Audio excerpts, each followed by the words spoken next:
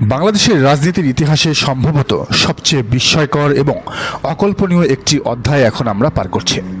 আজ আমরা এমন কিছু সমীকরণ নিয়ে কথা বলবো যা শুনলে মনে হবে রাজনীতির কোনো নির্দিষ্ট ব্যাকরণ নেই, এখানে শেষ কথা বলতে আসলেই কিছু নেই।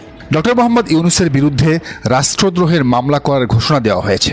অন্যদিকে ছাত্র জনতার গণ অভ্যুত্থানের পর যে রাষ্ট্রপতিকে সরানোর জন্য রাজপথ উত্তাল ছিল, সেই শাহাবুদ্দিন চুপ্পু আজ প্রধানমন্ত্রী তারেক রহমানের সাথে হাসছেন, খেলছেন এবং 2028 সাল পর্যন্ত ক্ষমতায় থাকার খোয়াব দেখছেন। যারা 17 বছর পর তারেক রহমানকে দেশে ফেরার পথ তৈরি করে দিল, তারা আজ কাঠগড়ায়, আর যারা তাকে দেশ ছাড়া করেছিল তারা আজ পরম আত্মীয়। এই রাজনৈতিক গোলকধাঁধার প্রতিটি স্তর আজ আমরা উন্মোচন করব। কোনো বিরতি ছাড়া সরাসরি এবং অত্যন্ত গভীর বিশ্লেষণ নিয়ে সাজানো হয়েছে আমাদের আজকের এই মেগা এক্সক্লুসিভ কন্টেন্ট। শুরুতেই আসা যাক বিদায়ী অন্তর্বর্তীকালীন সরকারের প্রধান উপদেষ্টা নোবেলজয়ী ডক্টর মোহাম্মদ ইউনূসের প্রসঙ্গে। সুপ্রিম কোর্টের সিনিয়র আইনজীবী এবং বাংলাদেশ মুসলিম লীগের সভাপতি মহসিন রশিদ সরাসরি ডক্টর ইউনূসের বিরুদ্ধে রাষ্ট্রদ্রোহের অভিযোগ এনে মামলা করার ঘোষণা দিয়েছেন। তার দাবি অত্যন্ত ভয়ঙ্কর। তিনি বলছেন, ডক্টর ইউনূসের কর্মকাণ্ড শুধু সংবিধান লঙ্ঘন নয়, বরং তার রাষ্ট্রদ্রোহের শামিল। সরকার যদি ব্যবস্থা না নেয় তবে তিনি নিজেই আইনি পদক্ষেপ নেবেন। শুধু মহসিন রশিদ নন, ঢাকা বিশ্ববিদ্যালয়ের আইন বিভাগের অধ্যাপক শেখ হাফিজুর রহমান কার্জনও ডক্টর ইউনূস সহ তার নেতৃত্বাধীন সরকারের উপদেষ্টাদের বিরুদ্ধে 4টি সুনির্দিষ্ট অপরাধের অভিযোগ এনে মামলা করার ঘোষণা দিয়েছেন। প্রশ্ন হলো, এই অভিযোগগুলোর ভিত্তি কী? অভিযোগ করা হচ্ছে যে ডক্টর মোহাম্মদ ইউনূসের সরকার রাষ্ট্রপতির প্রতি অবজ্ঞা দেখাতে গিয়ে মারাত্মকভাবে সংবিধান লঙ্ঘন করেছেন। সংবিধানের 145-এর ক অনুচ্ছেদের কথা এখানে বারবার উঠে আসছে। বলা হচ্ছে, ডক্টর মোহাম্মদ ইউনূস অন্তর্বর্তীকালীন সরকারের প্রধান হিসেবে 15 থেকে 20 বার বিদেশ সফর করলেও একবারও রাষ্ট্রপতির সাথে দেখা করে কোনো রিপোর্ট করেননি, যা সংবিধানের সরাসরি লঙ্ঘন। আর এই ধরনের সংবিধান লঙ্ঘনের সর্বোচ্চ শাস্তি হিসেবে মৃত্যুদণ্ডের কথা পর্যন্ত বলা হচ্ছে আইনি আলোচনায়। এটি কি নিছকই আইনি পদক্ষেপ, নাকি এর পেছনে রয়েছে কোনো গভীর রাজনৈতিক প্রতিশোধের আগুন? এবার দৃশ্যপট পরিবর্তন করে বঙ্গভবনের দিকে তাকান। গত কয়েকদিন ধরে শেখ হাসিনার নিয়োগ দেওয়া রাষ্ট্রপতি শাহাবুদ্দিন চুপ্পুর টানা সাক্ষাৎকারগুলো রাজনৈতিক মহলে ঝড় তুলেছে। তার বক্তব্যগুলো যদি আপনি ডিকোড করেন তবে দেখবেন সেখানে একটি অদ্ভুত বৈপরীত্য বা প্যারাডক্স রয়েছে।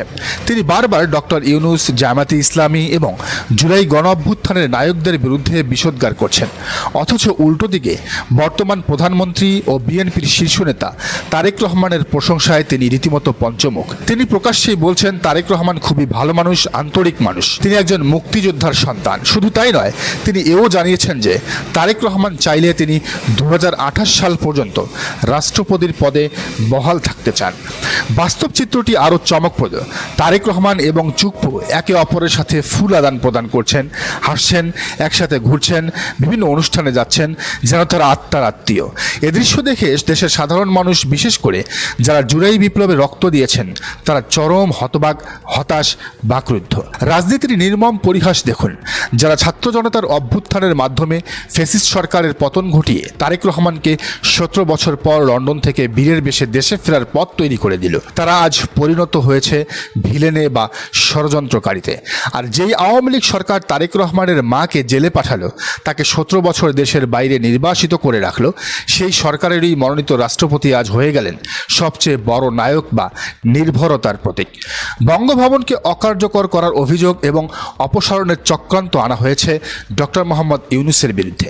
ডক্টর ইউনূসের সরকারের বিরুদ্ধে সবচেয়ে বড় অভিযোগটি হল রাষ্ট্রপতির প্রতিষ্ঠানকে দৃশ্যমানভাবে অদৃশ্য করে দেওয়ার পরিকল্পিত প্রচেষ্টা। রাষ্ট্রপতি চুপ্পু নিজেই তার সাক্ষাৎকারে দাবি করেছেন যে অন্তর্বর্তীকালীন সরকারের সময় বঙ্গভবনকে রীতিমতো অকার্যকর করে রাখা হয়েছিল, তার প্রেস উইং প্রত্যাহার করা হয়েছিল, বিদেশ সফর আটকে দেওয়া হয়েছিল এবং বিদেশি মিশনগুলো থেকে রাষ্ট্রপতির ছবি পর্যন্ত নামিয়ে ফেলা হয়েছিল।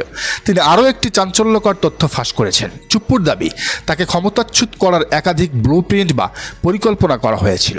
এমনকি একজন সাবেক প্রধান বিচারপতিকে সম্পূর্ণ অসাংবিধানিকভাবে রাষ্ট্রপতির পদে বসানোর একটি গোপন পরিকল্পনাও ছিল, যা তিনি সাহসিকতার সাথে প্রত্যাখ্যান করেছেন বলে দাবি করেন। মানে সে একজন বিশাল হিরো। বিএনপির সাংবিধানিক কার্ড শূন্যতা বনাম আপোষ। এই পুরো পরিস্থিতিতে বিএনপি এবং তারেক রহমানের অবস্থান কি? বিএনপি কেন চুপ্পুর মতো একজন কট্টর আওয়ামী লীগের পক্ষে ঢাল হয়ে দাঁড়ালো? বিএনপির অফিসিয়াল রাজনৈতিক অবস্থান হলো তারা দেশের সাংবিধানিক ধারাবাহিকতা বজায় রাখতে বদ্ধপরিকর। প্রশ্ন হলো, যদি তাই হয় তাহলে সাংবিধানিক ধারাবাহিকতায় শেখ হাসিনা কিন্তু এখনো দেশের প্রধানমন্ত্রী। ডক্টর ইউনূসের অন্তর্বর্তীকালীন সরকার সুপ্রিম কোর্টের আপিল বিভাগের মতামতের ভিত্তিতে এবং সংবিধানের 106 অনুচ্ছেদ অনুযায়ী রাষ্ট্রপতি চুপ্পুর স্বাক্ষরেই গঠিত হয়েছিল। পরবর্তীতে যখন সেই সরকারি রাষ্ট্রপতিকে সরিয়ে দেওয়ার উদ্যোগ নেয় তখন বিএনপি এর তীব্র বিরোধিতা করে।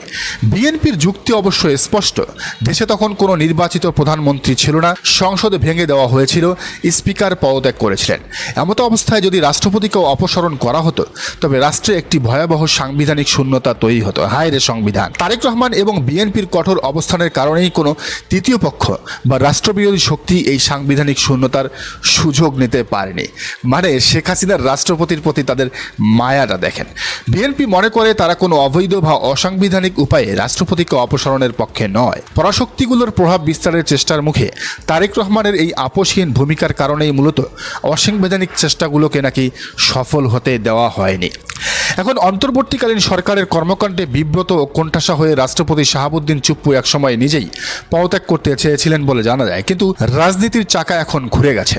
এখন যেহেতু দেশে একটি নির্বাচিত সরকার রয়েছে, বিএনপি ক্ষমতায় এবং তারেক রহমান দেশের প্রধানমন্ত্রী, তাই রাষ্ট্রপতি মনে করছেন তার পদত্যাগ করার আর কোনো যৌক্তিক কারণ নেই। বিএনপির সাথে তার যে নতুন রাজনৈতিক রসায়ন তৈরি হয়েছে তাতে এই ধারণা প্রবল হচ্ছে যে রাষ্ট্রপতি মোহাম্মদ শাহাবুদ্দিন চুপ্পুই হয়তো তার মেয়াদের শেষ দিন পর্যন্ত অর্থাৎ 2028 সাল পর্যন্ত বঙ্গভবনেই বহাল তবিয়তে থাকছেন। মানে শেখ হাসিনার নিয়োগ দেওয়ার রাষ্ট্রপতি এখনও বিএনপি সরকারের 1 নম্বর ব্যক্তি। বাংলাদেশের রাজনীতি প্রমাণ করে দিল যে এখানে স্থায়ী কোনো শত্রু মিত্র বলে আসলে কিছু নেই, স্থায়ী কোনো রাজনৈতিক মিত্র নেই, আছে কেবল স্থায়ী স্বার্থ। জুলাই গণ অভ্যুত্থানের আকাঙ্ক্ষা, ডক্টর ইউনূসের বিরুদ্ধে আইনি নোটিশ এবং তারেক চুপ্পুর এই নতুন রাজনৈতিক মধুচন্দ্রিমা আগামী দিনের বাংলাদেশের রাজনীতিকে কোন খাদের কিনারায় বা কোন নতুন দিগন্তে নিয়ে যায় সেটাই এখন দেখার বিষয়। দর্শক, আপনারা কি মনে করেন? সাংবিধানিক শূন্যতা রোধ করার যুক্তিতে বিএনপির এই অবস্থান কি সঠিক, নাকি এটি জুলাই বিপ্লবের শহীদদের রক্তের সাথে এক ধরনের রাজনৈতিক আপোষ? জানান মন্তব্যের ঘরে। আর এই চ্যানেলে নতুন হলে অবশ্যই চ্যানেলটি সাবস্ক্রাইব করুন এবং বেল আইকনটি বাজিয়ে রাখুন যাতে পরবর্তী যে কোনো ভিডিও আপনি দেখতে পান, আপনার কাছে নোটিফিকেশন আসে। ধন্যবাদ। আল্লাহ হাফেজ। বাংলাদেশ জিন্দাবাদ।